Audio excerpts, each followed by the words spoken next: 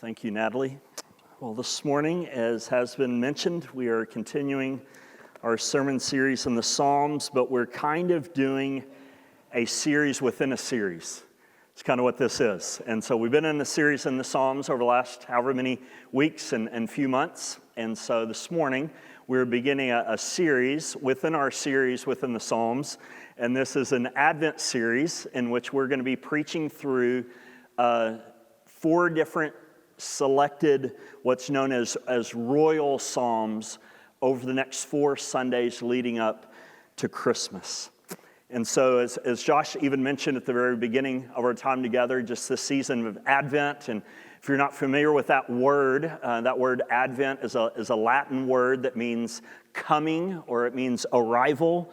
And so then in the history of the church, this season, the 4 Sundays leading up to Christmas, on the kind of church calendar has always been known as the season of Advent.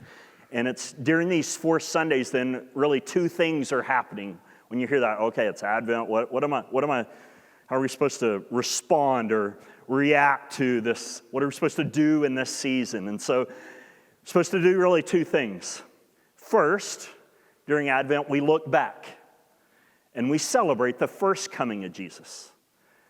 Secondly, we also look ahead and we look forward in anticipation to the return, to the second coming of Jesus, when he returns back to this earth, ushers in the new creation, and consummates his perfect kingdom here on this earth. And so the way that we're going to do that and really think about and focus on the season of Advent and looking back at Jesus' first coming, looking ahead to Jesus' second coming and the establishment of his rule and reign here on this earth, the way that we're going to do that, as I mentioned earlier, is we're going to, over the next 4 Sundays, look at 4 different selected royal psalms. And so then, as you've probably noticed throughout this series, there are different types of psalms, different genres and types of psalms. There are psalms of lament. There are psalms of confession. There are psalms of praise. There are psalms of thanksgiving. There are psalms of trust and confidence. And there's all these different types of psalms. Well, one type of psalm or genre of psalm is what's known as royal psalms. And these are psalms that were written to honor and to exalt and to esteem the King of Israel. And these psalms were normally, within the initial historical context, were sung at these important occasions and celebrations of the king, like at his coronation, or at his wedding, or some military victory. In those celebratory occasions, these royal psalms were written for those moments and for those times in order to exalt and to honor and to celebrate the king. But as we'll see this morning and even over these next 4 Sundays together, these royal psalms do a whole lot more than just honor, exalt the earthly human king of Israel at that time. Instead, these psalms also point forward to an even greater and more ultimate king, a king by the name of Jesus. And if you think about that, that makes sense, right? We know this. We just sang a bunch of songs, right? A bunch of Christmas carols that we're familiar with that have specific lyrics that talk about and that speak about the fact that that baby that was born, that Jesus, that he's king. And so I thought about singing some of these lyrics. But if I would ask my wife, she would have gone, no, don't do that. Don't do that to them. But think about some of these lyrics, right? Joy to the world, right? We should sing this together, but we're not going to. But joy to the world, the Lord has come. Let earth receive her what? Her king. Or think about some of the songs we sang earlier, right? Hark the herald angels sing. Hark the herald angels sing. Glory to the newborn king. Come thou long expected Jesus. Talks about born a child and yet a king. And over again, right? We see all these lyrics, so many Christmas carols that speak to the fact of Jesus' reign, his rule, and the fact that the baby that was born is a king. Which then begs this question, like, what's that mean? What's that mean that Jesus is king. And that's especially important for us, like Americans, right? Like we don't have a royal family. We don't have a king. We don't have a queen. Like, so we because of that, then we don't really feel the weight. We don't really feel the significance and of just what it means to have a king that is ruling and reigning over our lives. Like conceptually, we understand that. Like we've been around and we watched like the royal wedding, over in England, and so we're familiar with that language conceptually, but really, do we really understand what it means to live under the reign and the rule of a king over our lives? Do we really know that? Do we really understand the significance of and the implications of what all that means to be a loyal subject to a king? Well, over the next 4 Sundays, as we look at these different royal psalms, I pray that's the effect that these royal psalms would have on our lives. That we would, maybe even for the first time, begin to get a grasp and a glimpse of what it means, and to feel the weight and the significance of what it means to live under the reign and the rule of a king, specifically King Jesus. And that we would be able to see the implications that has then for our lives, for our church, for our nation, and for our world in which we live. And so that's what we're going to see and really start off again this morning here in Psalm chapter 2. That in this psalm, what David's going to do is there's 4 stanzas within this psalm with 3 verses apiece in each stanza. And in the first 3 stanzas, what David's going to do is he's going to give us 3 important truths about Jesus' kingship. 3 important truths about Jesus' reign and rule. And in the very last stanza, in the 4th stanza then, he's going to give application then. He's going to explain the implications of what that means for our lives, as he gives 6 different ways then that we should respond to these truths about Jesus' rule and reign over our lives. So let's begin by looking first at these 3 important truths about Jesus' rule and reign, and we see this in these first 3 stanzas in Psalm chapter 2. The first truth we see in this first stanza here is this, is that the nations are raging against Jesus' rule and reign. The nations are raging against Jesus' rule and reign. This is what we see in the very first stanza there in verses 1 through 3. Look there with me. David begins with this question here in verse 1. He asks, why do the nations rage? Why do the peoples plot in vain? The kings of the earth set themselves and the rulers take counsel together against the Lord and against his anointed, saying, let us burst their bonds apart and cast away their cords from us. So then it's important to see the picture here that David is getting his kind of paintbrush out and that he's painting for us here. Just envision this in your mind. The picture here is of the world. The world, like all the nations and all the peoples of the world, specifically outside of the people of God. The world plotting together, conspiring together for how they can rebel against the Lord and his anointed, for how they can overthrow his reign and rule over their lives. That's the picture here. But the reference here, it's important, there in verse 2, the reference here to the Lord's anointed is a reference to the king that the Lord has anointed to reign and rule on the throne. It's through that king, then, that God extends his rule and his reign on this earth. In other words, the Lord God Yahweh rules by means of his anointed king here on this earth. And so then you have the nations here, going back to verse 1, of the earth who are raging against the Lord and his anointed king. That word rage there in verse 1, it means roar. It means they're in an uproar. It's the picture of an angry mob outside of some building who's about to riot, who's about to burst in and riot. They're in an uproar. They're mad. They're not happy. They're protesting something, and they're an angry mob about to riot. The rest of verse 1 says, and the peoples are plotting. That word plotting is the same Hebrew word that we found in chapter 1 that was translated as the word meditate.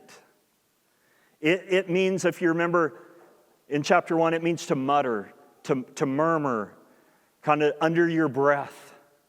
And that's the picture here of the peoples. They're murmuring under their breath. They're muttering under their breath.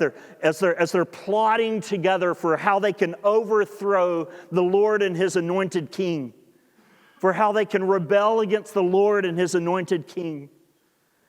In other words, they want to be free. They want to be independent. They want autonomy.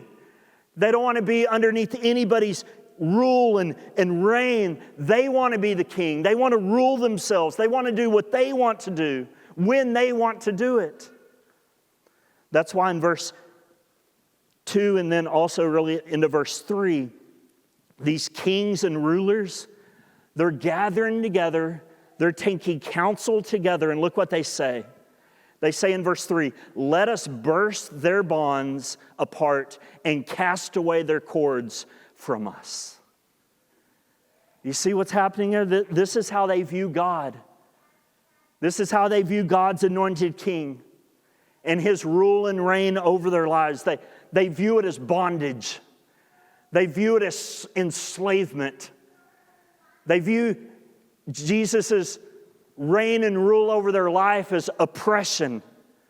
They view it as if they're tied up in ropes and chains and as if they're in bondage. And so they want to break free then from God's law and from God's authority over their lives so they can be free and live independent, autonomous lives and rule their own lives and be king themselves. What's interesting here, though, is that when we fast forward to the New Testament, these same exact verses here are used and quoted in Acts chapter 4 in reference to the crucifixion of Jesus. That just like Psalm 2 here, the kings and the rulers and the peoples in Jesus' day, they didn't want to submit to His authority and to God's anointed king either. Instead, they also wanted to be free. They wanted to rule themselves, and they raged against Jesus. They plotted against Jesus, and they killed Him. And this is how it's always been. Always. This is how it was in David's day. This is how it was in Jesus' day. And this is still how it is in our day. That ever since the very first sin in the garden, man has done anything and everything they can to break free from God's rule and reign over their lives and to be king themselves and to rule themselves and to live however they want to. And think about it, right? This is the world and culture in which we live in today. And think about the world in which we live right now. Like, think specifically about what's going on in Israel right now. People being taken hostage, people being violently and gruesomely murdered and killed. Bombs and war and bloodshed. Seems like it's never going to end. Or think about our culture in which we live in today. Think about just the sexual perversion. Think about pride flags, the LGBTQ plus movement. Think about abortion. Think about just the growing secularization of society. Think about laws that are passed by our kings and rulers, which are in direct opposition and rebellion to God's law and His rule and reign over our lives. Like, all of these things are ways in which the world and culture in which we live today are raging against the Lord and His anointed King and seeking to throw off His rule and His reign over their lives. But here's the deal, though, before we're too quick to point fingers at other people. This isn't just happening in the sorry culture out there. This is the same thing that's happening in your heart and my heart, right here. Like anytime we sin, this is what we're doing. We're raging against God and His anointed king and their rule and reign over our lives. We're rebelling against King Jesus. We're fighting Him for who will rule our lives, who's going to be king over our lives. That when we sin, we're saying, you're not the king of me, Jesus. I'm the king. You're not going to rule over me. I'm going to rule myself. I'm not going to do what you want me to do. I'm going to do what I want to do. I'm not going to submit to you. I'm going to submit to myself. And this right here is why sin is so serious. Like sin is so much more than just breaking some little command in Scripture. Like sin is treason. Sin is mutiny against God. It's war against God's rule and reign over our lives and our attempt to usurp King Jesus' authority over us and to be king ourselves. And so then that's the first truth, and we learn then about Jesus' reign and rule. It's that the nations, including us, are raging and rebelling against Jesus' rule and reign. Which then begs this question. What's God's response to that? What's God's response to this? What's His response to the nation's rebellion and their plotting and seeking to overthrow His anointed king's reign and rule over their lives? How does God respond to that? Well, we see His response in the very next truth about Jesus' kingship. And the next truth is this. You won't believe this. He laughs. He laughs. That God laughs at and is angry with the nations for their attempt to overthrow Jesus' rule and reign over their lives. Like, see this for yourself. Look at the very next stanza there in verse 4. David says, "He who sits in the heavens laughs." The Lord holds them in derision. The word derision there means to mock someone. It means to laugh at someone in an insulting way. And that's what God does. This is how God responds to those who plot against Him and try and usurp His authority and overthrow and rebel against His reign and rule in their lives. That when that happens, don't ever think that God's up there just wringing His hands, nervous and afraid, or that He's pacing back and forth, just nervous, like what's going to happen, or that He's biting His fingernails, and just, I'm feeling threatened. Instead, He's chuckling. He's cracking up. He's laughing.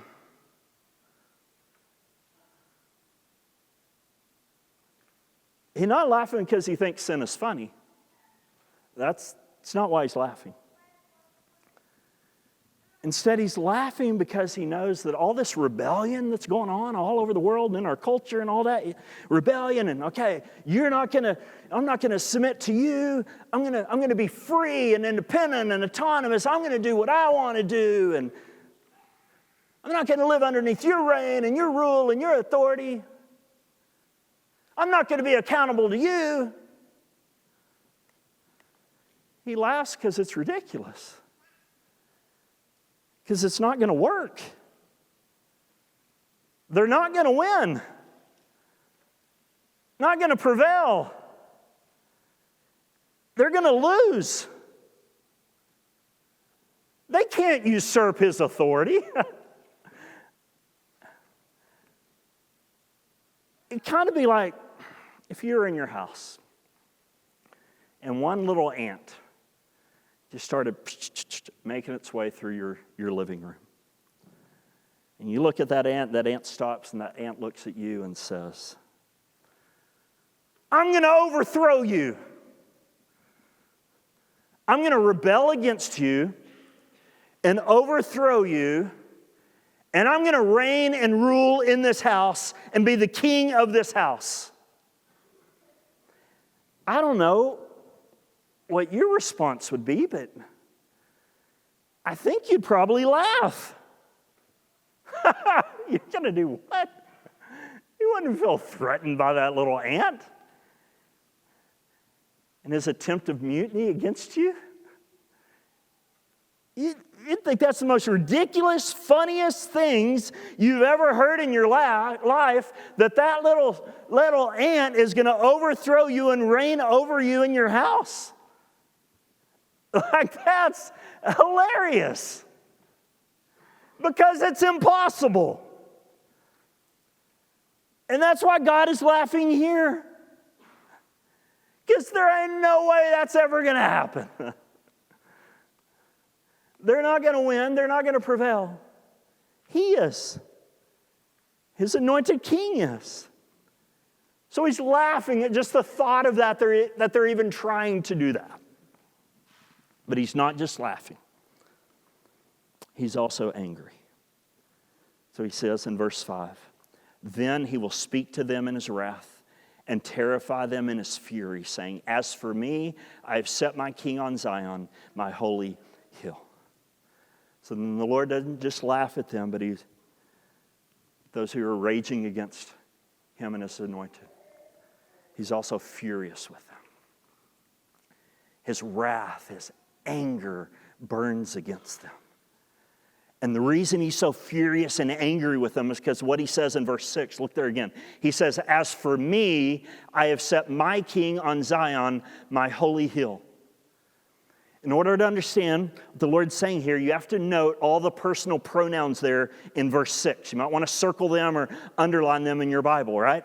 As for me, I have set my king on Zion, my holy hill. Which is reference to Jerusalem. So those pronouns there, right? They explain why the Lord is so angry with those who are plotting against him and rebelling against his anointed king. He's angry with them because that king that they're rebelling against is his king. He installed him there. He put him there on his holy hill in Jerusalem. And because of that, when they plot against and rebel against his anointed king's rule, then they're plotting and rebelling against God himself.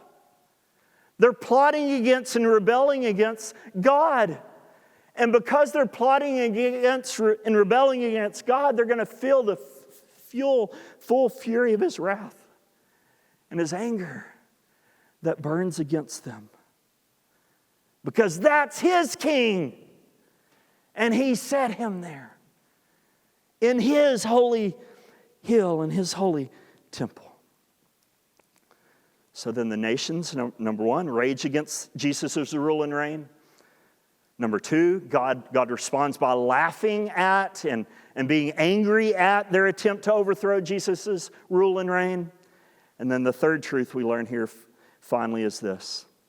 As God's son, then, Jesus has inherited the nations as his possession and therefore has the right to destroy all who rebel against his rule and his reign. This is where David goes next in the third stanza in verses 7 through 9. Look there with me. That in order to understand kind of verses 7, 8, and then 9, it's important to trace the logical progression of each of these verses from verse 7 to verse 8 and into verse 9. So look at verse 7 with me, and we'll trace that logical flow and progression of thought here. In verse 7, David says, I will tell of the decree. The Lord said to me, you are my son, today I've begotten you. So in order to understand what the Lord's saying to David here, we have to understand a promise that the Lord God, Yahweh, made to David in 2 Samuel chapter 7, back in the Old Testament. That in 2 Samuel chapter 7, verse 14, God promised David that after he died, that someone from his line would serve as king forever. Like forever. And each of these kings then, that came from David's line, would be given the title of God's Son. This is really important to see the connection here. What that means then is that to be king, to be the king, meant that you were God's son. Like they were part of the same package. And this would take place at the king's coronation, meaning when he was enthroned and installed as king. He would be given the title of God's son. What this means then is that the words in verse 7 that we read here, "You are my son, today I've begotten you," that's royal language. That's coronation language. That's enthronement language. You are my son, meaning you are the newly crowned king. Today, meaning right now, at your coronation and enthronement, I, meaning God, have begotten you, meaning I've installed you and made you king. And so then this is the promise here that God made to David and his offspring in 2 Samuel chapter 7. And this promise and this language here of God's son being the king that God has installed, that language would have been well known by the people of Israel. Like they would have gotten this, they would have completely understood this, that they would have known that the king was God's son. And so then you can imagine, right? You can just imagine the awe and astonishment that people must have felt when they were at Jesus' baptism 1,000 years later after this promise was given, and they heard this big booming voice come down from heaven saying, "This is my beloved son, in whom I am well pleased." Or at Jesus' transfiguration, when they heard the same exact words, "This is my beloved son, in whom I am well pleased." When they heard that, when they heard that you are my son, they would have known instantly that this person is none other than God's anointed king that God promised in 2 Samuel chapter 7, verse 14. But since he's God's son, being the son of God comes with some pretty good perks and some pretty good privileges. Since he's God's son, he's the heir. And I'm from Southwest Oklahoma, okay? So heir, not A-I-R. That'd be weird. But he's the heir, the H-E-I-R of his father's inheritance. Meaning everything that belongs to the Father, his Father, belongs to him.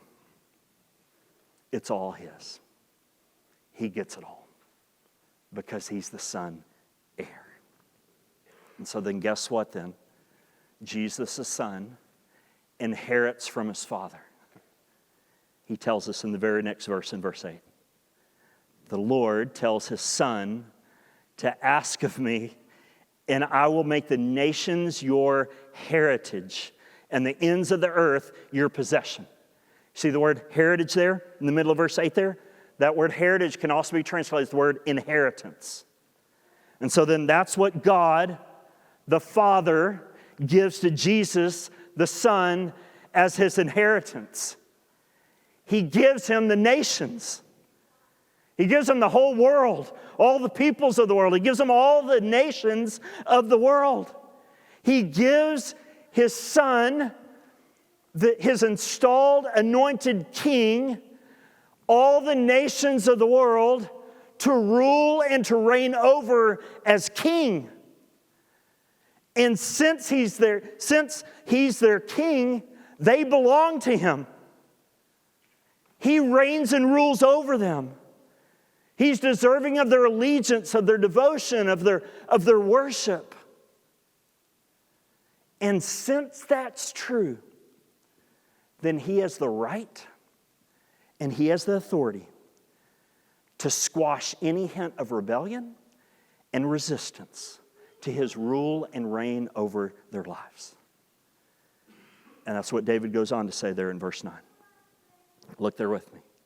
The Lord tells his son heir, the anointed king,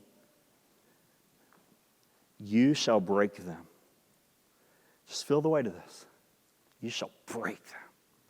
The them here is a reference to the nations, right? In verse 8, that he's inherited that belong to him. And it's specifically a reference to the rebellious nations that we read about in verses 1 through 3 that are seeking to overthrow his anointed's reign and rule.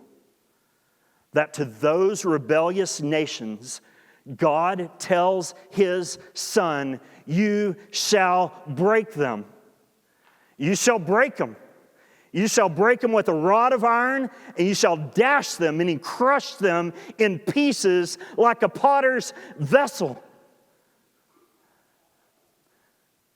Like, that's what Jesus, the anointed king, God's son, is going to do to the rebellious nations that he has inherited from his father and that he reigns and rules over. And that he's deserving of the allegiance and the worship and the devotion of. That's what he's going to do to them. And he's going to do that at his second coming. That when he returns again, he's going to crush and destroy and squash any hint of resistance and rebellion against him in his rule and reign. He's going to crush them just like someone crushes a clay pot with a wrought iron. Like, you're not playing games here. Like, this isn't a scare tactic here. This is reality. This is what the baby that you and I sing about during Christmas is going to do. When he returns, to every single person who rebels and resists his rule and reign over their lives. Merry Christmas. So if that's true, then what should we do? What should we do? How should we respond? If this is what Jesus is going to do to those who rebel against his rule and reign when he returns, then how should we respond right now? Well, we see how we need to respond in the fourth and final stanza here in verses 10 through 12. That in this final stanza, what David's going to do is going to give us 6 ways we should respond to the reality of Jesus' rule and reign, the reality of the fact that he's going to return one day and squash any hint of rebellion and resistance against his rule and reign and crush rebels. Here's how we should respond to that reality. First, he tells us we should be wise. We should be wise. That's what he says. He goes on to say in verse 10, look there with me. He says, now therefore, in light of what I've just said, O kings, referring to the rebellious kings in verse 2, be wise. Be wise.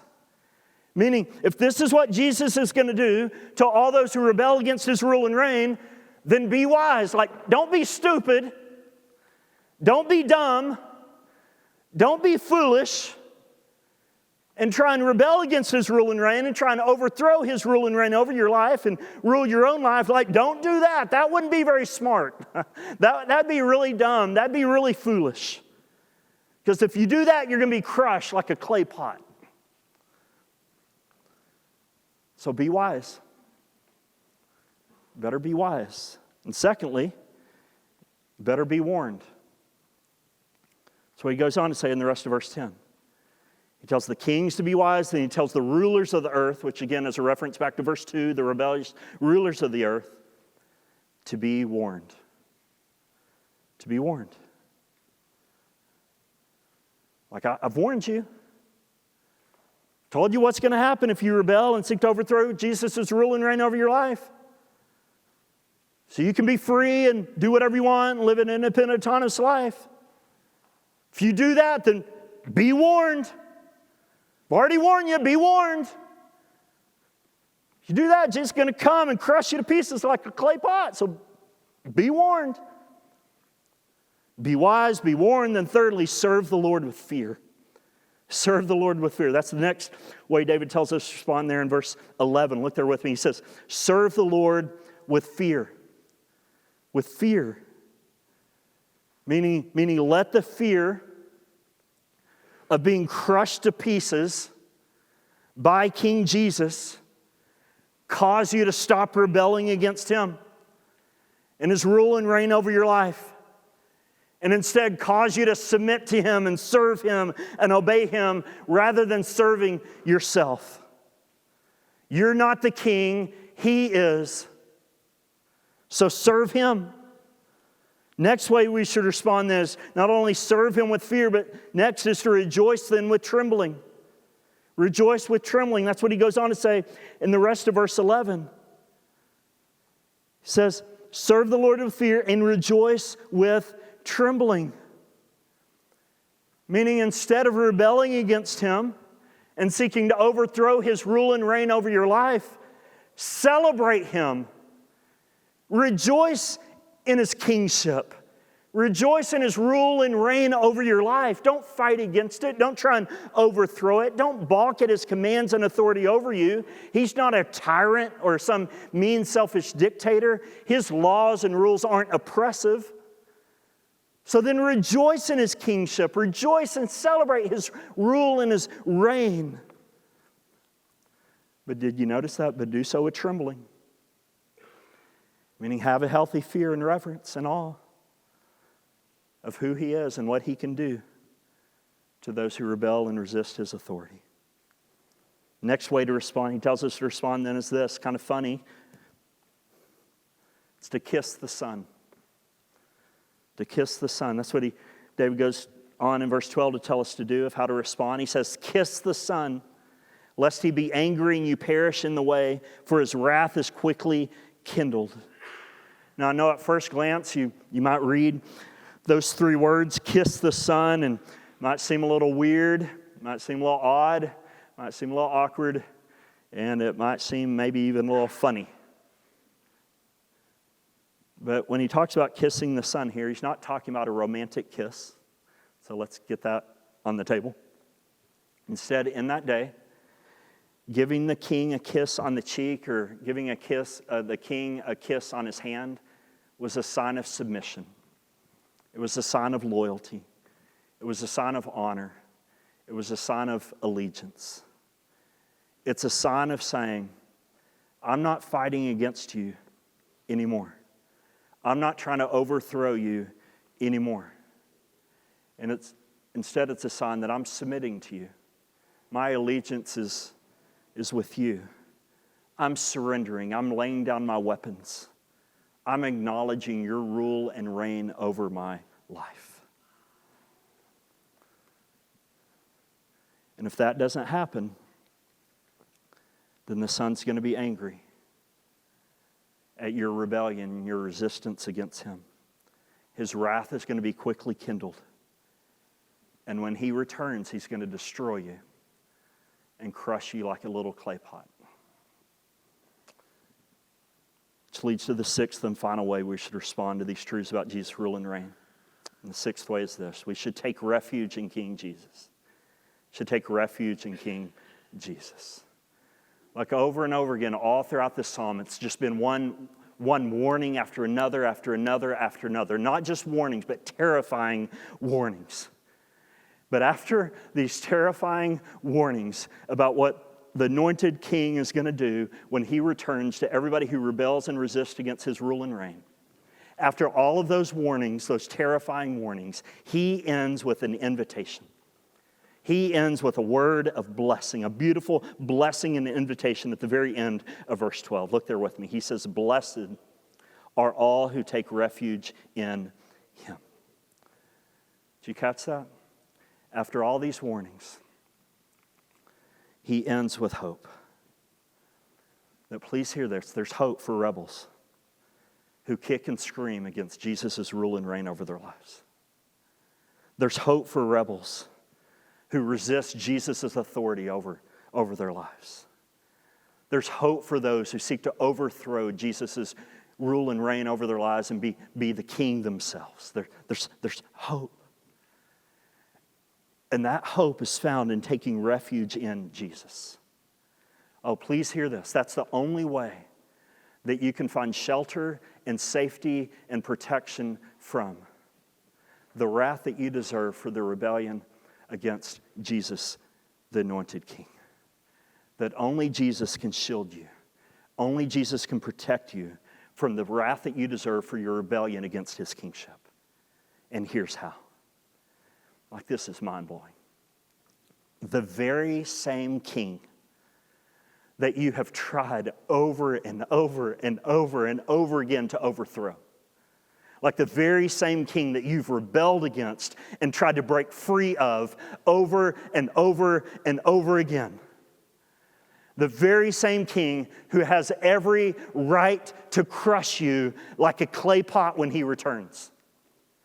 That same king loves you so much that he willingly sacrificed his own body to be crushed in your place for you so that you don't have to be. Amen.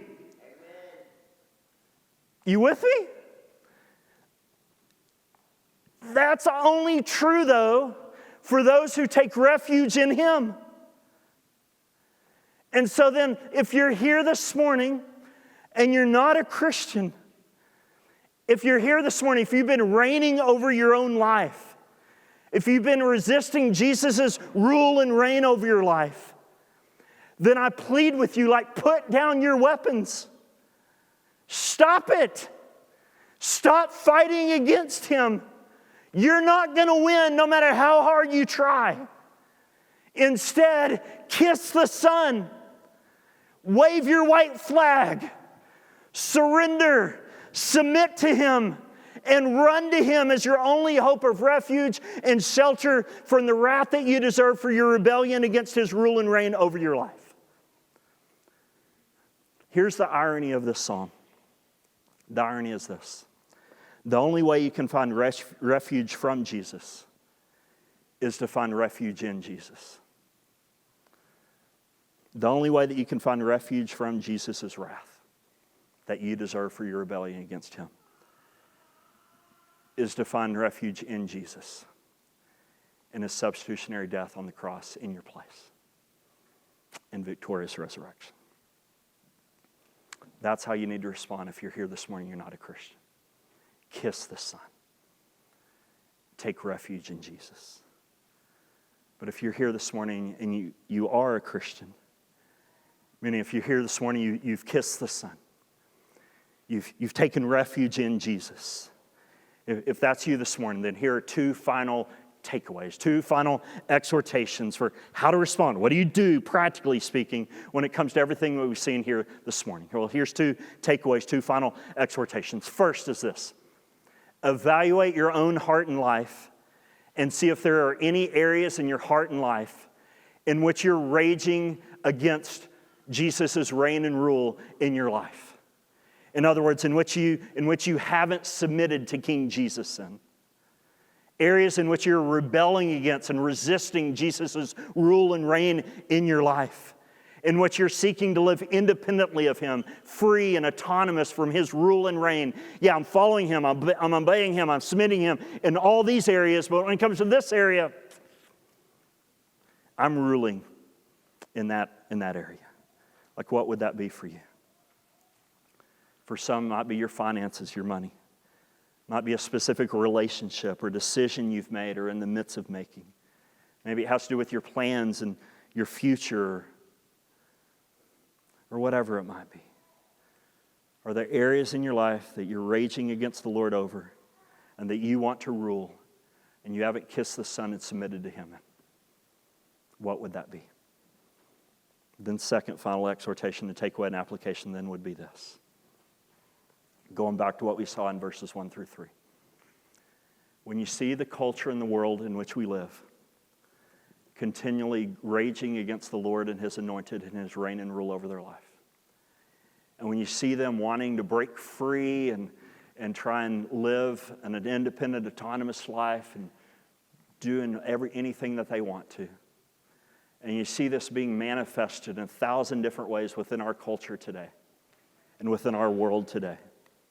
When you see that, don't fret. Don't worry. Don't be afraid. Don't be all up in arms. And God's not. He's laughing. And since He's okay and not threatened by any of this,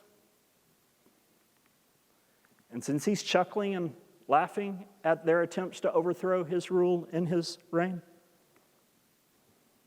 then we shouldn't worry or be afraid and be all up in arms either. Instead, we should eagerly look forward to and wait for the day that King Jesus is going to return back to this earth and wipe out all resistance and rebellion to His rule and reign and usher in His perfect kingdom, a kingdom of peace and perfect righteousness here on this earth, where those who have taken refuge in Him and kissed Him will reign and rule with Him forever. Let's pray. Lord, thank You that even in the midst of the world and culture in which we live, that things aren't out of control, that You reign, that You rule, and that one day You will put an end to all resistance and rebellion to Your kingship and rule and reign in this world and among all nations. Lord, help that start with us in our own hearts, that before we're so quick to point out all the ways in which our culture is rebelling and resisting against Your rule and reign, help us to look into a mirror and to see where that's true in us, even in small ways in which we're trying to be the king and rule over our lives in this area or that area of our lives or whatever it might be. And in those areas, Lord, help us to bow the knee and kiss the Son. Lord, thank You that we have a refuge, that Jesus came willingly crushed in our place so that we wouldn't have to be. Thank You that He's our shield, He's our protector from the wrath that we deserve for our rebellion against You. Lord, over Christmas, pray that You would help us to remember that that's more than just a cute little baby in the manger. That's our King.